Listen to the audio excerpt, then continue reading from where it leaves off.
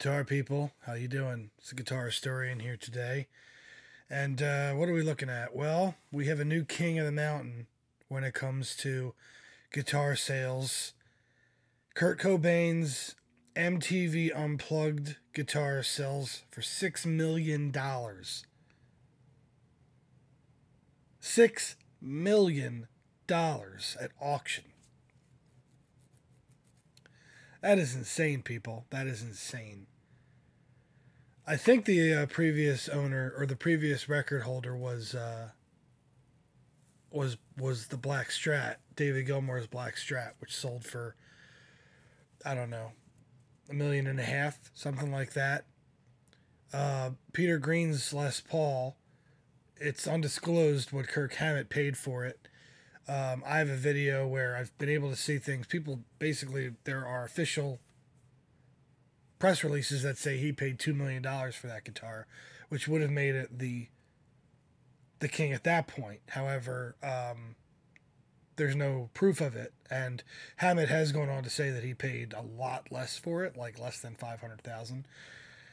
So we're going to assume that the Peter Green Les Paul is not the top one, but it really doesn't matter because Kurt Cobain's 1959 Martin D-18E has sold for a staggering $6 million at auction. This is from Rolling Stone magazine.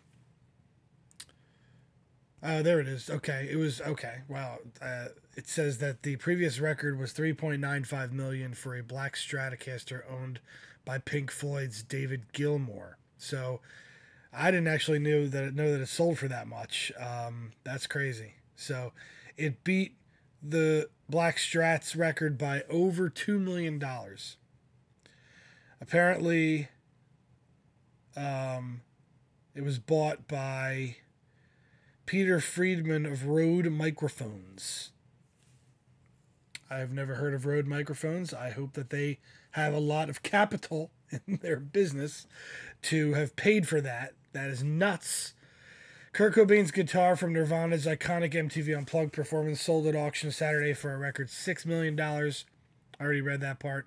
Pre-auction bids purchased by the Nirvana singer at Los Angeles' Voltage Guitars and modified for the left-handed Cobain reached $1 million even before bidding officially opened Saturdays. The guitar received 7 bids total, including the winning bid of $6,010,000, or is that 6 million? I don't know. It's missing a zero. I don't know. There's actually 2 typos that I see in this one paragraph because it says modified for left-hand reach $1 million even bidding. There should be a before there, and then there's a typo there. So I don't know if it's 6.1 million or 6.01 million. The guitar came with his original hardshell case that Cobain had adorned with a flyer for the band Poison Idea's 1990 album Feel the Darkness. Inside the case is a half-used pack of Martin guitar strings, 3 picks, and a suede stash bag that's decorated with a small silver spoon, fork, and knife. Soon after the auction, the buyer was revealed to be Peter Friedman. When I heard this iconic guitar was up for auction, Friedman said, I immediately knew it was a once-in-a-lifetime opportunity to secure it and use it as a vehicle to spotlight the struggles that those in the performing arts are facing and have always faced. Friedman continued, Nirvana's Unplugged is one of my favorite records of all time and easily one of the best live performances ever captured on film. They were a huge influence on me, blah, blah, blah. Friedman says that he plans to display the guitar in a worldwide tour of exhibitions with all proceeds going to the performing arts. This important guitar has earned its rightful place in rock and roll history as the instrument played by one of rock's most influential musicians and icons in one of the greatest and most memorable live performances of all time. Wow.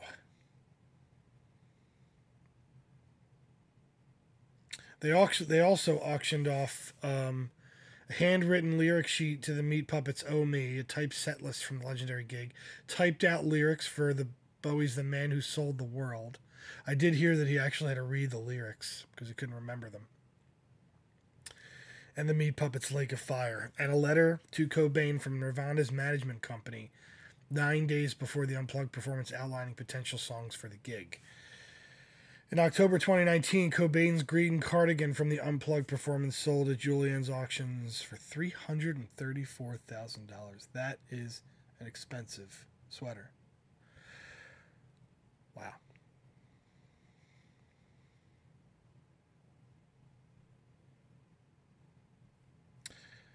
All right. Well, there it is. The iconic 1959 Martin D-18E. The D-18E, as a guitar anyway, is pretty standard stuff. As far as I know, it has a regular dreadnought size. It won't let me make that picture bigger, but I'll try to.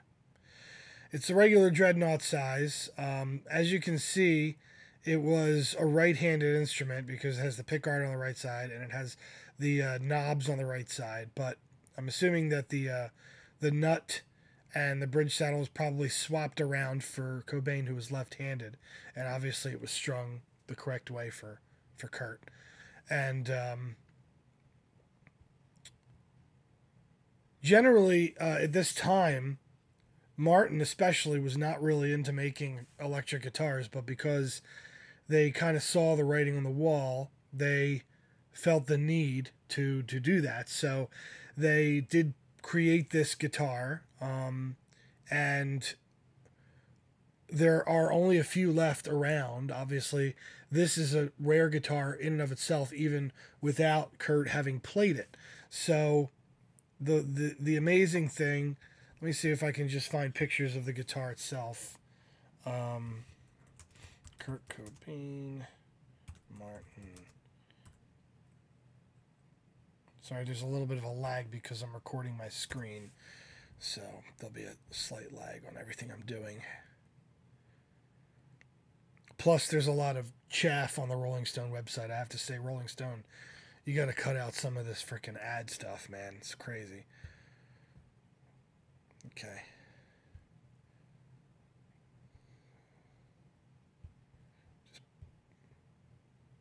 Yeah, so I believe it had DeArmond pickups, and I believe those actually came on the guitar when it was made. So Martin bought the pickups from DeArmond and then actually installed them on the guitar. These knobs are all original, and there's a selector switch here. So basically, what they were going for was kind of like making an electric guitar on an acoustic guitar. And there was a lot of feedback issues, and there were a lot of issues with playability. And the guitar was not known as being a very good player, but it is a rare duck. It's one of those guitars that's kind of like, it didn't really do well for Martin, and they sell a much better version of it to this day. But I think that part of the reasoning why, oh, there's a picture of the case, but I think there's a reason why this spoke to Kurt in and of itself, because I think just because it was such an odd duck and such a strange looking guitar, and it just kind of, he bought a 1959 Martin D-18E. Like, at his price range, he could have bought pretty much anything he wanted. He could have bought a top of the line modern acoustic electric guitar with all the best accoutrement, and they wouldn't have had any problems with feedback or anything like that. But he picked this one, and I think part of that is what makes the guitar charming. But otherwise, generally speaking, if you look at it, its overall construction and look, it looks like just kind of regular. If you take away the pickups, you take away everything else, and how they kind of cut the pickguard, all kind of, you see how they kind of made these jagged cuts on a pickguard to just kind of make these pickups fit, then I think, there's not really a whole lot to write home about. But the guitar as it is, obviously flipped upside down to the left-handed side, it's iconic now. It's one of the iconic guitars out there for sure. And even though it's not exactly a really old it wasn't old that, that he used this guitar. It was only a few years ago, it seems, that he actually used this guitar. But me, I'm getting old, and a lot of people, 1994 is like a lifetime ago, and it is 26 years ago. My God in heaven, 26 years ago. I'm getting so old, man. It's just nuts. Because Nirvana was, I grew up with Nirvana, I grew up with Green Day, grew up with Pearl Jam and all those bands from the 90s that, nowadays are considered classic rock. All right?